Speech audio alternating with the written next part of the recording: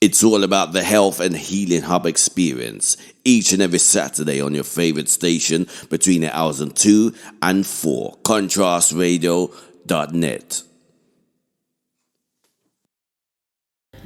This time, we have another gift-wrapped special for you.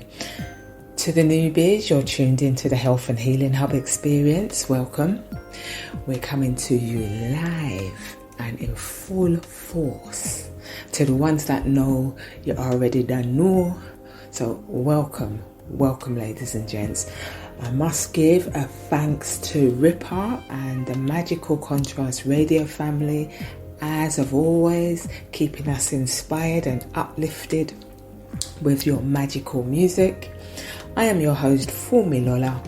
Miss T is on her run-ins this week, so I am on my toad, but I have the most wonderful company in Sis Amaji, Sis Gloria, and Sis Ashanti.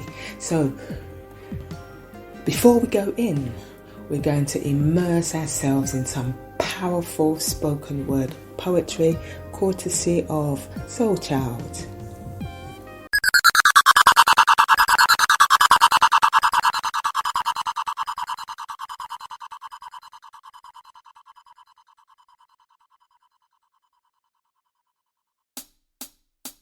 Ripening Fruit, written by Soul Child.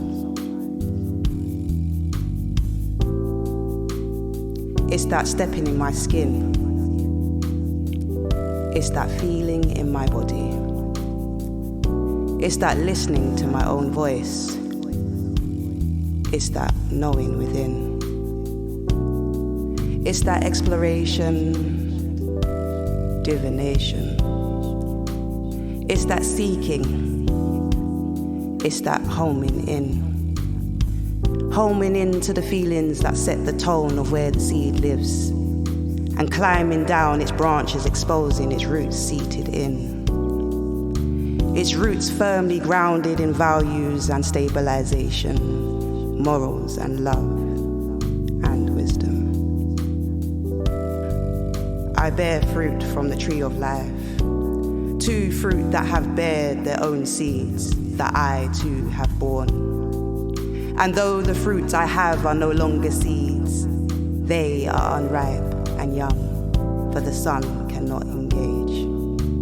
For I, the ripening fruit, have engaged with the sun, and are coming to know of its properties. I, the ripening fruit, have engaged with the nutrients of the soil, given times to which my roots have spun their own branches. And I, the ripening fruit, is not yet fully ripe. I can only feel the atoms of light and darkness that have guided my way to the beautiful blossoming fruit that I am becoming. And as I evolve, I create the space to give gratitude to the loving nutrients of my soul, my trunk that held me stable, although swayed through the storms that weathered. My branches show the face of a battle, yet like a perennial, I shall rise again. Fully formed. Are we ever? Well, just know, I am ripening.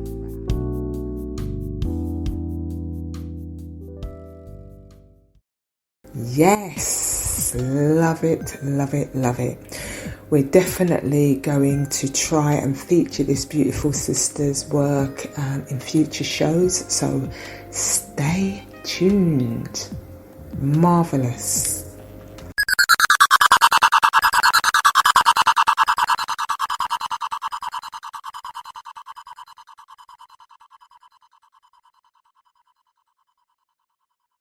I want to talk to you about the book Voices in Harmony, which I see as the strength behind building stronger communities and practicing the spirit of Ubuntu. It's out now and it's available for purchase. It's a great practical resource and it's filled with mouth-watering recipes supported by the famous Levi Roots. So I'm guessing they must be up to par.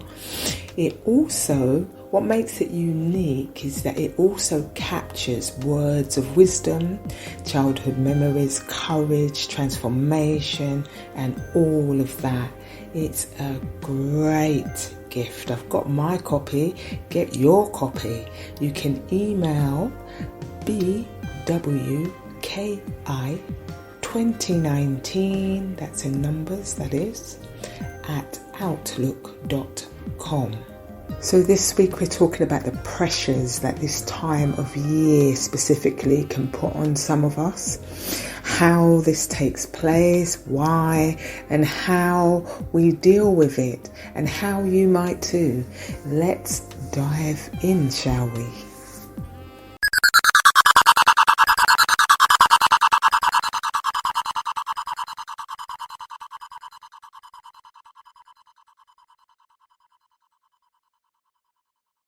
The Cambridge Dictionary describes it as the period just before and after the 25th of December, a Christian holy day that celebrates the birth of Jesus Christ. Other sources describe it as an annual festival commemorating the birth of Jesus Christ, observed primarily on December the 25th as a religious and cultural celebration among billions of people, celebrated among billions of people around the world. Other sources describe it as actually a pagan holiday. Yeah. African countries, or some African countries, for example, Algeria, Sudan, Morocco, Libya, the Comoros Islands, Somalia, they don't actually recognise Christmas as a public holiday. They don't. Mauritania don't recognise it as a public holiday. So, what is Christmas from your point of view? It's interesting because my being was a Christian at one point, and even then it didn't make sense how Christ was apparently born or what have you at this time. So yeah, I very much stayed away from it anyway. But I really, the more the older one gets, I really do feel that just like Valentine's and all the other festivals, so to say, they're all a money-making thing, and I'm unsure people are not really acknowledging it as a day to celebrate that. If you was a Christian, or if you acknowledge, the birth of this being called Christ. But the flip side of that, of me not going down that route, is having that time to be with loved ones who you really want to be around. Yes, please. Just give me a few days just to chill. That's the beauty of that time for myself. Thankfully I'm not in a job where I'm like, it's 9 to 5, 9 to 5.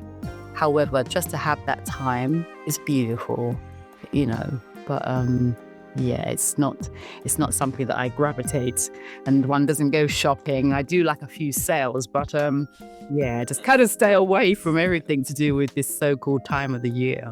So yeah, thank you for letting me kind of share my thoughts. Yes. All right. I'm just thinking to myself, like, wow, Christmas, what the hell, because I anytime I have to think about Christmas, I have to then calculate how old my eldest child is. I do grab other children as well, but he's the eldest. And the last time I really kind of sat down and did Christmas is when he was 6. And then we kind of slowly moved into a bit of Kwanzaa, and that went quicker than lightning. It just didn't really fit in.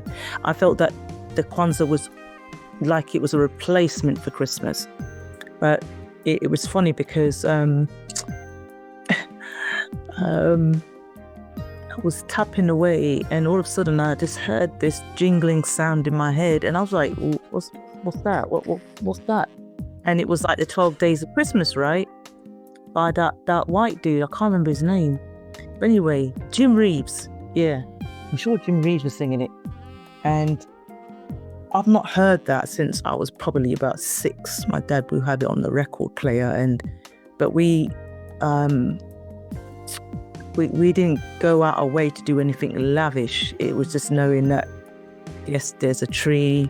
My dad was probably a bit anti-rebellious as he is, but my mum wanted one in the house, and we would play all the little music and sit round together, and the dinner and everything else. But I think when we relocated and it was just me, my mum and my siblings, it was more fun, it was more entertainment, and I think that it was nice to know that we had family, or we had somewhere to go. I think we call it like the doctor's visit. So you go around and visit all your family and friends, sit down and eat whatever you can, and then you head back home before midnight, or you stay together. But I think as my mum was more engaging with her other grandchildren, they just kept that kind of flowing, and for years I said, "Son, I'm not coming down to you guys on the 25th. You'll see me on the 26th or the 27th." And they respected it in the end. It was just like, "Oh, okay, she don't do that thing." But they was quite excited to see me when I arrived on the 26th, 27th. And I'll say, I don't do gifts and things like that, but they always seem to give me a gift. And I just look at them and say, I'm not going to feel the guilt.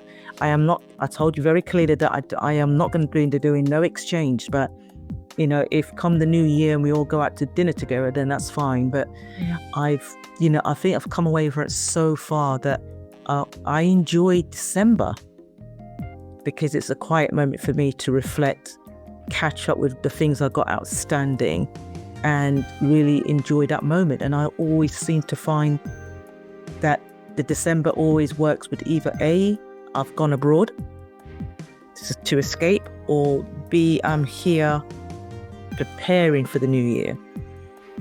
But that's how I see the December period. And paganism is not my cup of tea at present time. Paganism. Yeah, that followed by all the other stuff that they celebrate. I didn't get Valentine, and I suppose because my background being in the nation, it was very clearly stated you don't celebrate these things, and so to me it makes sense because it was a money making thing, and why would we pull something out and be in debt between December and February? It didn't make sense to me. So I did witness that on my last Christmas, where I spent so much money on my friends' children and that when the bill came through, I didn't understand where it went. And I was like, I spent nearly £2,000 on these children. No. And then from there, I shut it down completely. So, but I get it now that it's more the only opportunity where everyone or majority of people are not working, because it's more bank holiday time. So I feel that that time replaces more the Christmas. You just want to catch up with your family and and see how things are, boss few jokes, and then you crash out or you head back home. So I looked at end of the year for me, that if I get the opportunity to do it, then fine. If not, I am happy by myself. Oh man, so appreciate that. I love that. I love that feedback. It's amazing. I think for me, it's like living within a fantasy, but it dissipates as I get older. The older I get, it's almost like something fading out. That's the only way I could explain it. When I was a child, I loved the thought of Christmas and everything that it included. Everything. Nativity plays, Christmas carols, Christmas songs on the radio, Christmas tree, and the same old tired Christmas decorations that Mummy would get out and make us put up. Below dust. Same old ones, and her turkey dinner was wicked. The best. Oh my God. It's something that my parents celebrated in their home with their family because they believed it was a good thing to do. They worked extremely hard to buy their children the best of Christmas presents. And when we were young, I remember I remember those toys up until today. However, there's lies. I think no matter how small the lie is, it comes out in the end. Yeah. Because my mother and my dad went out to work to buy those things. It's not Santa Claus that is riding around in one sleigh and coming through a chimney, and you haven't even got a chimney on your house, and you live in a flat.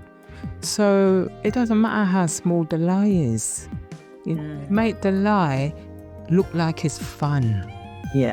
Fair seeming. Oh, it's just fun. Yeah, fair seeming. But it's not.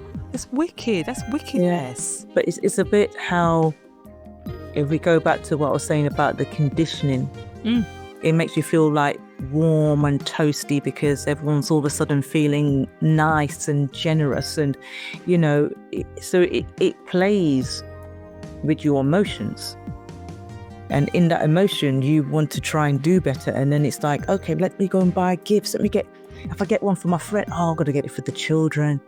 I better get one for the neighbor. So you start to feel guilty, you start buying more. Next minute, now you're in debt. So it's designed that way. So we stick to it. This is why when, even all the other paganism programs, like Halloween for me, when I was very young, it scared me to death. My nerves was on a height that I would not go out or go anywhere. And I wouldn't even go to school because my area was just really too bad for it. But the fact then was you're running around doing knock door ginger. Today now, you're dressing up, you're decorating the house, you're going to all these events. And so where we had that candlelight or the Christmas tree, the old decorations, the dinner, gone out the window, because now it's about who's got the best, toys. I must well say toys, because it is. The toys, the best decoration. Back in the days, you didn't have all that lights all on your outside, and your bushes everywhere. You literally are hidden. You're a target now to say that, oh, I've got the best Christmas tree and I got all the. You're going to get broken into. So it's all about boasting and feeding on the negativity in this particular simulation game that we actually signed up to. And I think now we kind of have the okie dokes kicked in. Is like, no, I'm not doing it. So most people are drawn away from it, and most are going towards the Kwanzaa field, or they just decided to come away from all of it and utilize that time to decide what plans they want to do for the new year.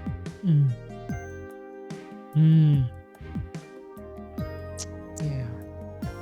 So I would say, just to add my 10 cents, I think the whole Christmas thing, like you said, when I was young, I loved it so much. It was just that cozy, warm fantasy feeling, it was about togetherness. It was about, getting toys, which was the icing on the cake. It was just about, the food was lovely. I loved it all, but like a lot of people, as you get older, even growing my children, you start thinking again, you're just conditioned. So, and it took a lot of unconditioning before I come away from it.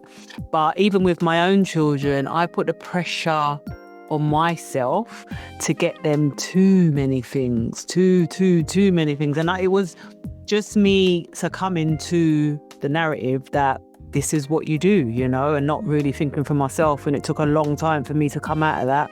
And to be honest, it's only when my kids were grown that I said, I'm not doing it anymore, because you're getting yourself in debt for what? And then it's January and there's sales. It doesn't make sense. Like, wait a couple more months and you can get it for cheaper. What am I doing? It don't make any sense. And then when I look at the religious side of things, what religion is this? Because it's been tampered with anyway. And if you go into the deep, meaning of Christianity, it's all been messed up anyway. So without being or sounding disrespectful, as I've got older, it's just made me look at actually what has been given to us, and then you see lie upon lie upon lie upon lie upon lie, and just chose to stay away because it's all a lie, it's all a scheme. And now I'm not completely unbrainwashed, to be honest, because I've got small babies around me, so I still feel like I want to give them something, even if it's a little something around that time. But the adults, it's nothing. I'm not giving nothing to adults. And for me now, it's about family coming together. I love that aspect, which is more important than any other thing in terms of gifts and that. It's about being together, spending quality time, laughing, playing games. I just love that bit. So for me, that's what this time of year is. It's not about what they've made up. Saying this person was born on so-and-so day, because that's obviously, we know a bit better. So that's what I would say. You kind of partly answer the next question that I had. It was, which is, why does a season that's supposed to be joyful end up being one of the most stressful times of the year for some people? But again, it's this it's actually utilizing your emotions, isn't it? It's all about your guilt, that you must get something, give them something, and not realizing that. You imagine, and I'll be blunt here, right? How's it that we're celebrating a paedophile? Yeah. It's bad enough that he's coming out in his red suit, and then you're paying him to get your children to sit on the lap. But then when you're in your family home, you're not asking your male family members to have your child on their lap, but you're allowing this pimp that you don't have no idea who he's from, just to pay your child to sit on his. It don't make sense to me. Make it make sense to me. I'd be okay. But because of his history of that behavior, and that's what I'm saying, it's so fair seeming that we made it okay because we haven't challenged it. And because once you know the knowledge and the history of how did Santa Claus met up with Jesus Christ, I mean, how? What did they do? Where's the connection? Yeah, probably met up at Starbucks and had 1-2 words, but I don't know. But for me, I just know that Santa Claus was in green before it went to red. Wow. Okay. So they had to clean him up, and thought by cleaning him up, mask it with Christmas, mask it with Christianity to suppress us, because we've been running on Jesus was born on Christmas Day. But if you bring in Santa and clean him up, then you would then sideline the fact that, no, you can't tell me that he was born in somewhere else at this particular season. So is the onus on ourselves is that we never questioned it. And I think that as we get older, we have to question it, that while we still feeding our people, the next generation, with a paedophile in a red suit once a year, paying him some kind of money, knowing that he's not coming to your house, right? You set up all this thing about milk and cookie, write him a letter. So who can we blame here? If you know he's not coming to your house, that he ain't gonna put the gifts there, but you got a big red socks there with Santa name on it, which you must have just called Satan, because he's waiting for your children. Let's sit back and strip the whole thing. Let's be real. I forgot about the milk and cookies, I forgot about that part. Because he's working hard through the night. He's got diabetes. Yeah. He has to sit down and have cookies and milk. Yeah. Do you know what I was going to say? I've heard as well that Santa Claus was based on St. Nicholas.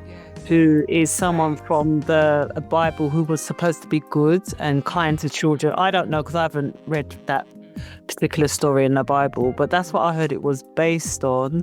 And then I would also add that for me, I think how I kind of like made or conditioned myself to continue with Christmas was the fact that I want my children to be children, to have a fantasy as long as possible, be in that soft world, if that makes sense.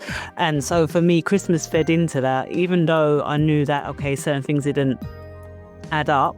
This is when I was growing my children. I still wanted them to feel happy at that time. I still wanted them to feel like they were part of this big celebration. For example, when they go to school, what did you get for Christmas? I got this and I had a good Christmas, and just not boasting, but just to feel part of it.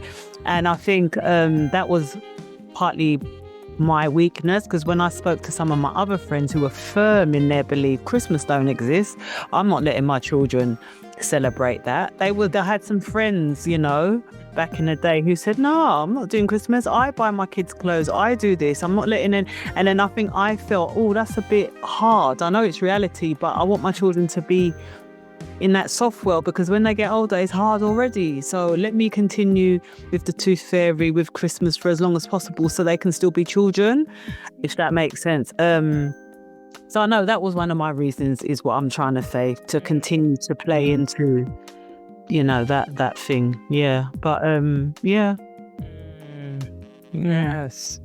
I'd say unless Sis, would you like to go before me? Because you haven't contributed for Sister Shanti. Shanti, or you okay listening for a bit?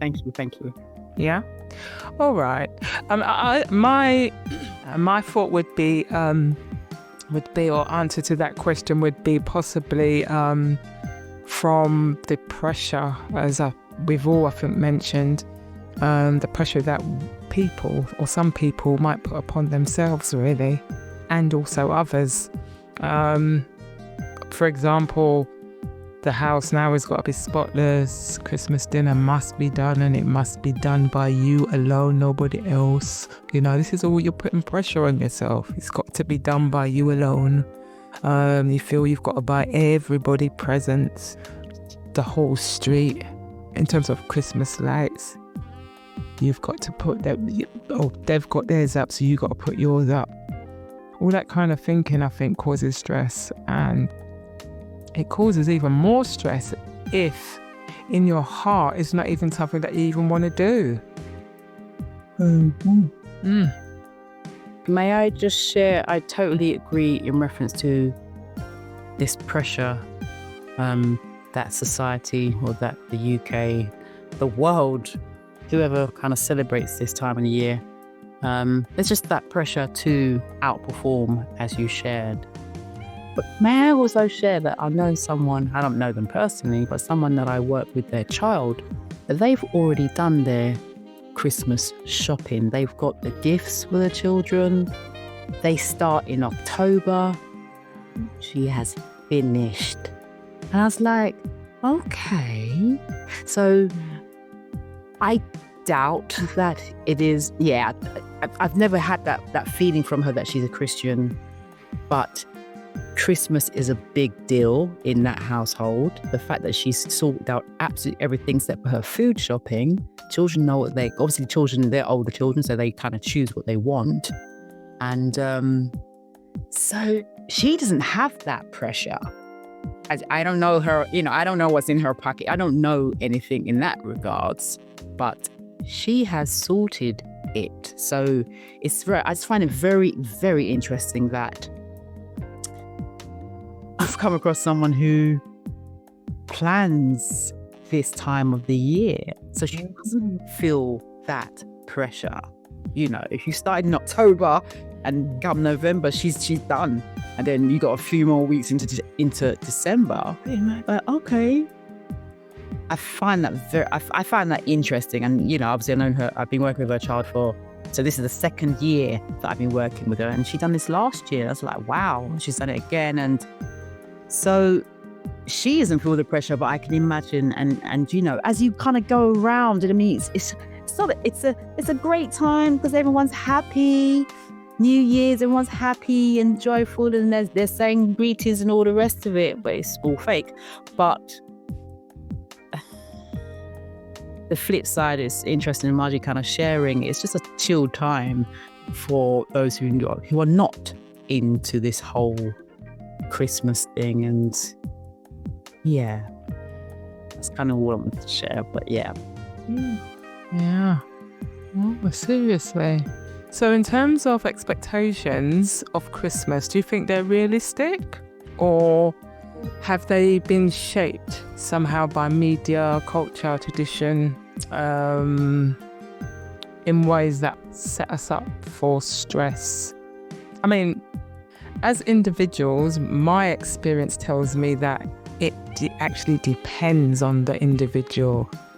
But Western culture together with media strives, I think, on making us zombies and or keeping us in a zombie state, keeping us distracted, working, paying bills, watching unhealthy TV, that kind of stuff, social media. It's worked very, very well for years. If you just go to the supermarket, I think, Margie, you touched on it. You go to the supermarket, you see how they stock up for each season, weeks before. Valentine's, and you mentioned Valentine's, there's Mother's Day, there's Father's Day, Halloween, someone mentioned Halloween, Easter. So I'd say it's part and part. I'd say people's expectations of Christmas, I think they put it on themselves. Some people, it's not everybody, because I'm not one of those ones that now I really can't be asked. I'm so glad when I see these the decorations coming up at the windows, etc. I'm just so pleased that I'm not in a 9 to 5 anymore, and I've got to go through all of that. Get the tree out now, put the decorations up now, and then you have to play Secret Santa. Then you have to go on these Christmas days. You don't even want to be with these people. They don't like you, and you don't even really like them. So what is this all about? So I just give thanks that I don't have to do that anymore. Thank you, God. Thank you. Thank you. Yeah. So does anyone else want to come in on that question? Do you want me to read that one again? It was, do you think our expectations of Christmas are realistic, or have they been shaped by culture, media and tradition in ways that are set up for us to stress? Yeah, I would say it's set up for us to stress because it's a business at the end of the day. It's all about getting money off us to fund the top cats. It's nothing to do with us. It's just about putting a spell over us so that we conform. And I just think it's the westernized culture.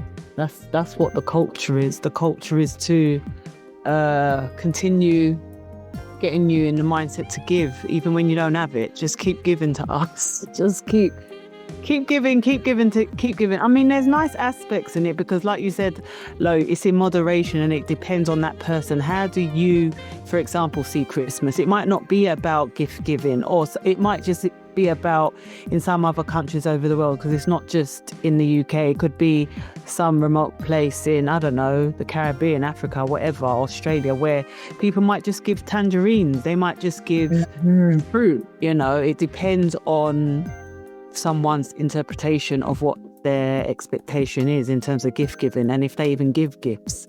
But according to the westernized celebrations, not just Christmas, Valentine, everything else, I think it's just about conditioning us to part with our money. That's how I would sum it up. Yeah, it's not realistic. It's again, as we all addressed it, it's money making, and it's controlled by media, social media. If you're on majority of these apps, you see them just flashing it constantly about get this at this price, buy one get one free. They do it with the food and everything else, and you think, oh, I'll get a bargain. And of course the supermarkets are now going to start ringing these buy one get one free. You know, you can't even go in a supermarket to get a basket full of food and the basics, and it's coming up to £50. Come on. So they are going to be dropping down the prices just to entice us to buy food based on guilt, to complement the foolish food or the foolish toys that we are buying, that we don't even want to use it, or why we purchase it. We sit there later on, it's like, yeah, I wish I never bought that. The thought it was unnecessary. So you're running again based on emotions because it's enticing you too. You know, you might be in the house all day, and if you've got television, which I don't have, if you see the adverts, they're just going to be pumping you. And this is about that, I forgot what the word is, but when it's flashing and it's actually then tapping into your mind space now, where you feel like, oh, I'm not feeling great, I'm just going to go out on the high street for a walk. And then all of a sudden you see what you saw on the television. It's like, oh my God, I saw that on television, it must be good. And then you purchase it. So we're being conditioned in a way where we have to find a way of learning how to control our feelings and temptations to do all this madness. It's you know, I suppose it's each to their own. Because I know that, you know, I love my sister to bits, but my goodness, she would decorate every single room in her house. And I'm thinking, what for? And then you've got, what's it called, like a deadline or something after the new year. You know, you've got to take it down. I don't understand all of that either, because like I said, I have not celebrated this thing for 30 plus years. So, but yeah, I suppose that if my being as a Margie was like how she was probably 30 years ago, you know, there's be a possibility that I either would decorate a little bit and still juggle between the Kwanzaa and the Christmas. If my being chose to study and know where the history is. And so I questioned it a lot. And I questioned it a lot when I was even younger, where I recall my father was coming down the attic, and I said, "What are you up there for?" And he goes, "Oh, I just had to have a quick word with Santa." And I just gave him this look. I said to him, "Who?" And he goes, "Yeah, he's the one that's going to give." And I looked at my dad and said, "No, he's not. He don't look up there." He's telling me about it. I said, "North Pole." But I was vexed because I was 7 trying to figure out that why would you tell me something that's not real? You know? And so he would then come back with a reply, "I was just only testing you." So my father would test me on many, many things. So yes, as I got a little bit wiser, it's like, I ain't dealing with that. I just shut everything down. That don't make sense. I didn't even understand, what's that thing called? Valentine. And I recall one time that I didn't know what it meant. And I bought a rose for my mom and a card saying Happy Valentine. And then 8 years later, oh, so you're supposed to give it to your partner. I didn't know that. Oh, so you get hit after a period of time because you realize that it don't make sense. You're spending money on a day based on some kind of ritual. Yeah, absolutely. And it's over in a few hours. It's over in a few hours. You think, what was all that about? God. Yeah. Then you got the sale afterwards as well. So, I just won't get. Oh yes, more and more spending. That's it. More spending now. That stress thing doesn't happen. It doesn't happen to me now because I don't allow it. I just don't allow it. To me, it's literally just another normal day. As I said, in a few hours, it's over. And many people, those people that was all nice, they just revert back to how they used to be. And, they're back in love with their mobile phone again, and they're not communicating because they're on that phone, in love with that phone.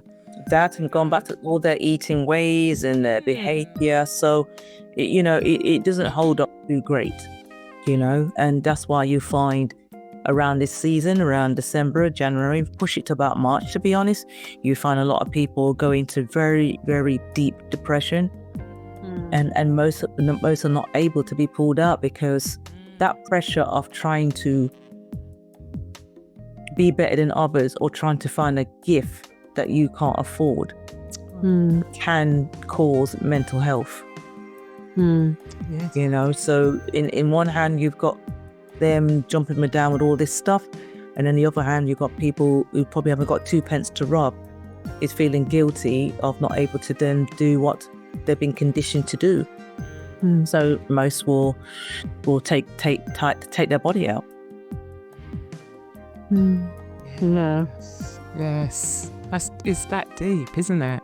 It's that deep for some people. Yeah, It really it's a is. game. If you can't keep up with the game, you know, you either in the sense of that maybe a handful that must say, you know what, I'll just be humbled and just go without.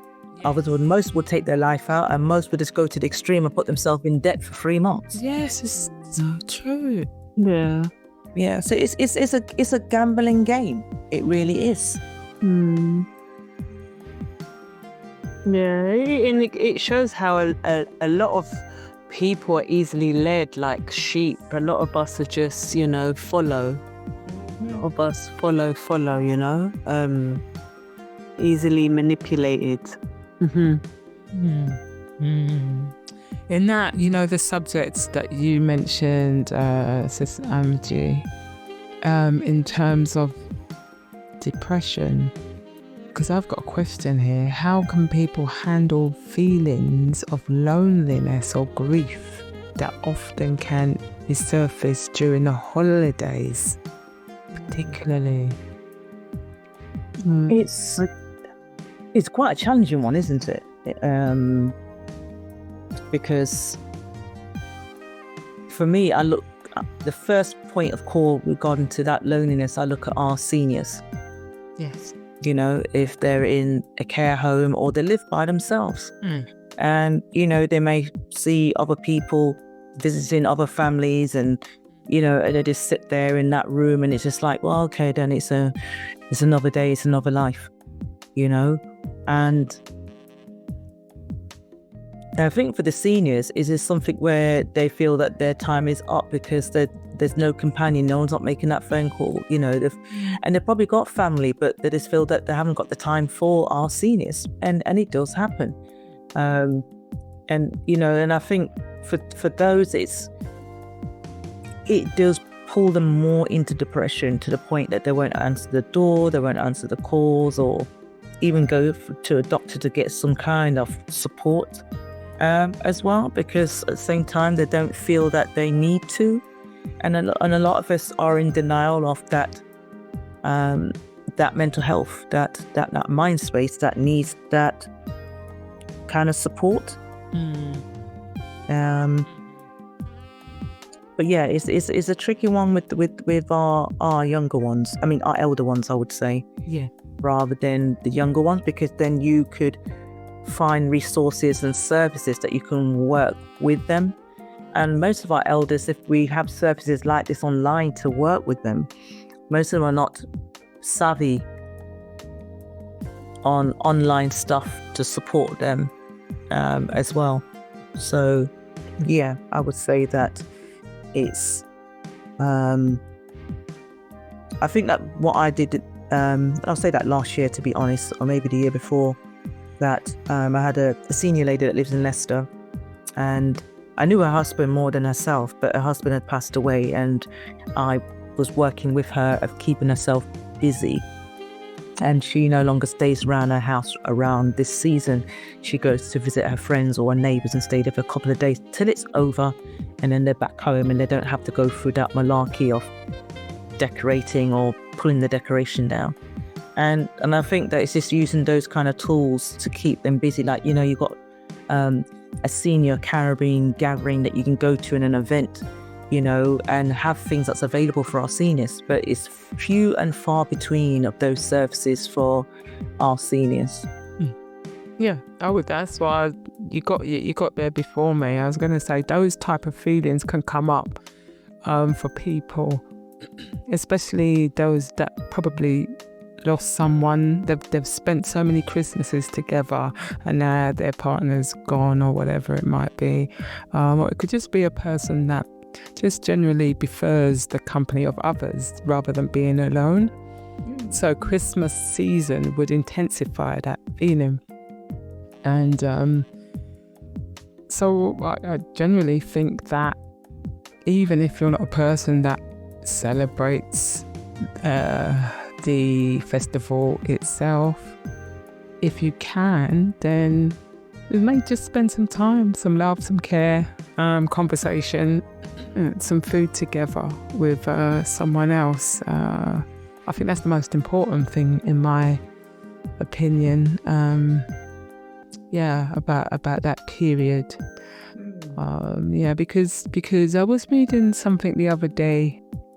In fact, I made a little promo, because we're business people, aren't we? We can, you make your adverts, etc. in creative ways. And I found this saying. It said that an act of kindness, in an act of kindness, the giver, the receiver, and the observer benefit from a hike in serotonin levels and an increase or a building of the immune system. So it's not just the person that receives, it's the person that gives, and it's even the observer of it that benefits. So it's so good just to be kind. Not just at Christmas time, but all time. That's my belief. Yeah. I don't know if you... Yeah, Marvin was just going to share that you touched on, this time of year is lonely for example, my mother, my father has passed, and my being knows that as much as she may not share her real thoughts or how she's feeling at this time, it's obviously, they're chalk and cheese, I'll be real, but they, at that time of the year, they would spend it together. Home, they'd be on the phone calling Barbados, do you know what I mean? So there's those things that they've done together, and they obviously are not doing those things together. And to the point my mum doesn't really cook. I think a couple of years back, someone that I used to go to church with, he has organised a day. So on the 25th, he's hired out a hall, and he's got the elders, seniors, whatever word. Just to go to that hall. There's music, there's, different things going on. There's food, obviously.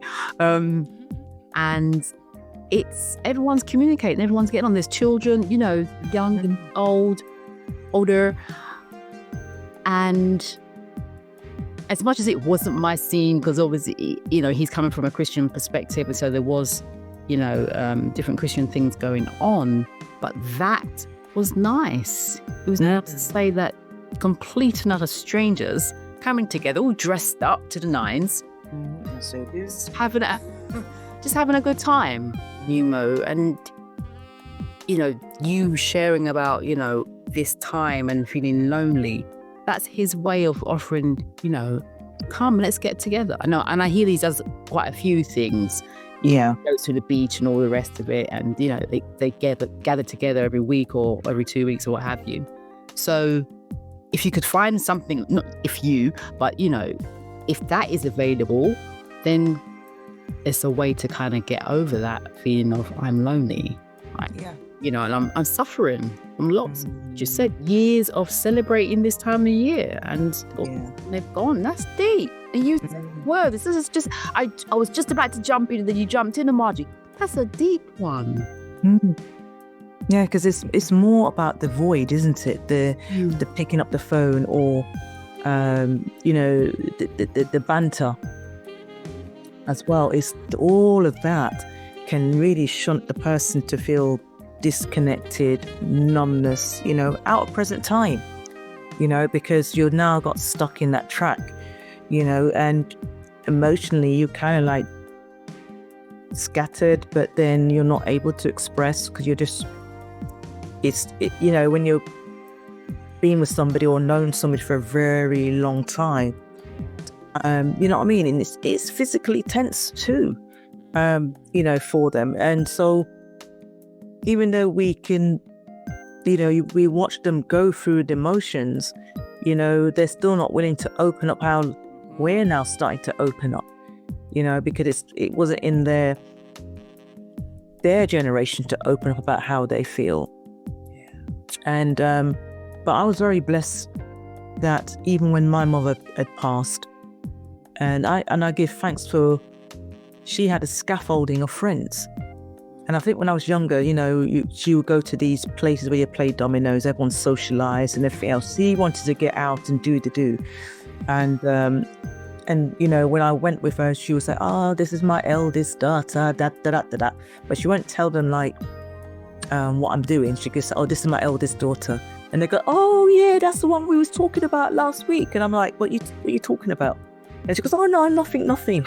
But it was amazing that you know, on her day of being sent off, that they all came with different stories about my mother and how they came together, and they knew a lot about myself and what I was doing. So I didn't actually appreciate that until she had gone. I mean, I knew them anyway, and I used to still visit them even after she had passed. I still visit them, keep in touch with them, etc. So they're not actually on their own. Yeah. And because I got a good friend that's in the social service with regard to the care team, she will have a list of all the black seniors, and you know, the ones that I do know, whatever. She's always going to let me know that, "Oh, so and so passed away. Do you know him?"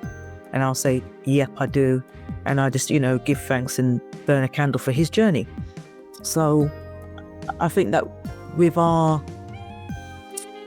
elders, and I mean our own kind elders, it's going to be harder because they're not round their own, they're not round their culture. You know, they can't go back home to the Caribbean or Africa. So they're sitting in this room where it's just like, it's just them and the four walls. So I feel that it's, if you do have neighbours like that or in your area, just check on them. You know, it's not about the Christmassy thing, it's just checking on their well-being and honour their hard time of being here, that they still have to suffer with all the ailments to their bodies. So but I think I appreciate what they try to do, because when we was younger, yes, they was there, and the candles and the Christmas tree and the songs and all of that, to feel that down the line you're on your own and not one drop of your family's going to visit you. You know, so yeah, you know, I feel that this time of year, you know, check on your neighbours or your family, you know, your parents, you know, friends, just to see how they're doing. Amazing, yeah, great stuff. Any more additions to that particular question? Otherwise, I'll just jump on to the next one. Run it, girl, run it. So what would you say to someone who feels like everyone else is coping except me? My being was laughing to myself, because that really isn't the case. People are putting on a face, aren't they?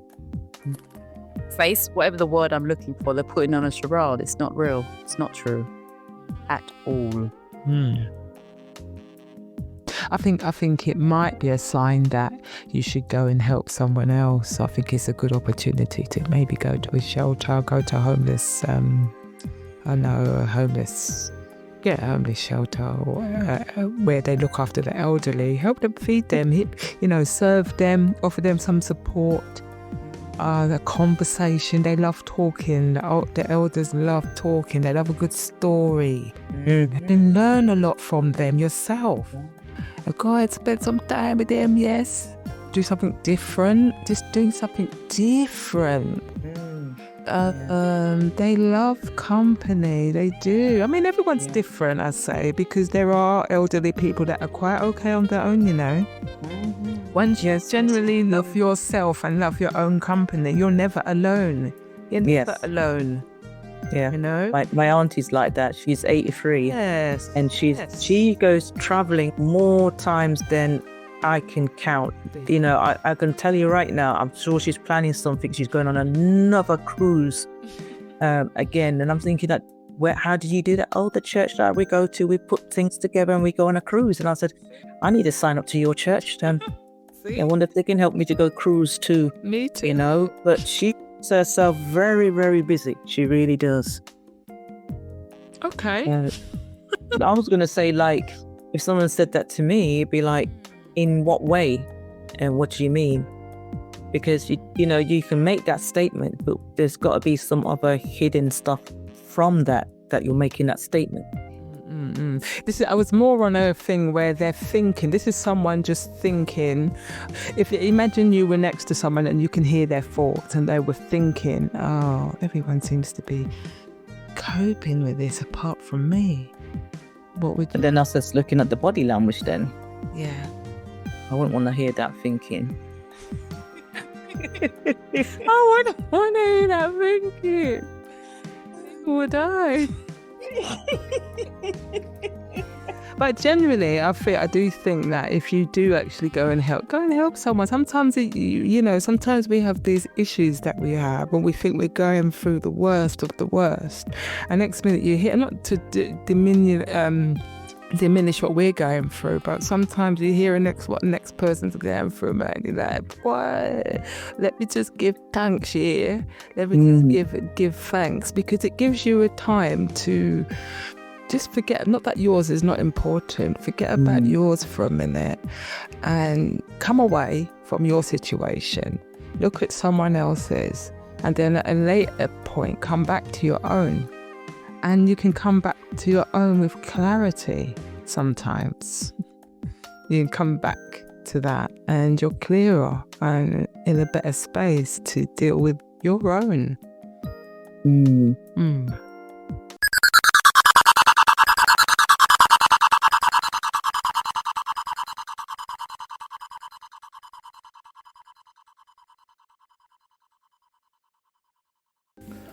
Once again, we're coming up to the hour where our discussion ends.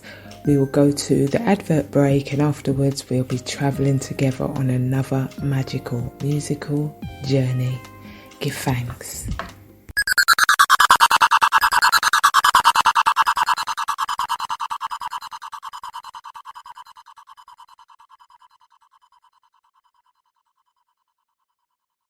Now, to the listeners, just another reminder, the information heard here is not intended to serve as medical advice and should not be used for the diagnosis or treatment of a health problem or disease. As I always say, investigate, do your own research when it comes to your health issues.